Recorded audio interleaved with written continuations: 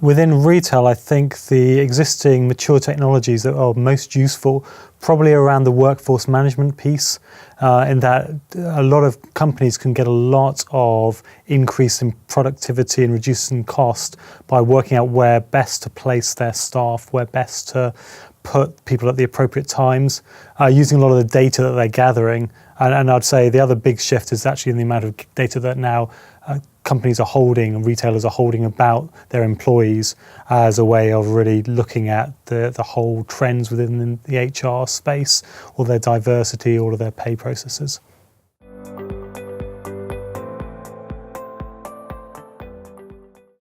The technologies that are on the horizon that retailers will most want to know about really look around the wearable technology, I'd say, that trying to get the right people into the right place at the right time is so much easier if somebody's wearing a watch or a device that can alert them. Also about just-in-time training, so on tablets, on mobile phones, really all about ease of availability to the retail staff, and about visibility of insights of the organisation to all of the managers and HR team.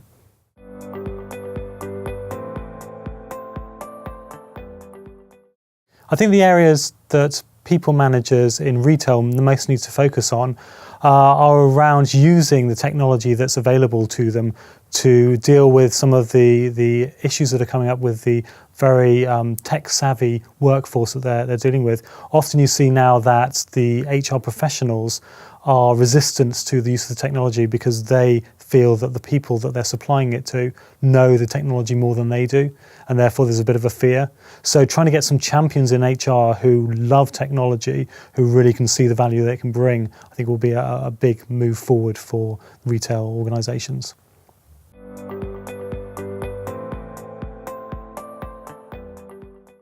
Retailers should be using technology to help them to work out, first of all, the differences in pay they have for the gender pay gap, using all of the data that they are receiving from their different systems and using that to evaluate where they currently stand. Now that's only really possible if they're holding all the data in one universal system, rather than the HR and payroll data being spread over different systems. So a big important shift is to try and get data centrally sourced to be able to carry that out. Then it's really all about analysing the information and making sure that they know why there are differences in the pay grades, why there are differences between the gender gaps, and also thinking ahead. This is probably the first step. We're looking at the gender gap, gender pay gap.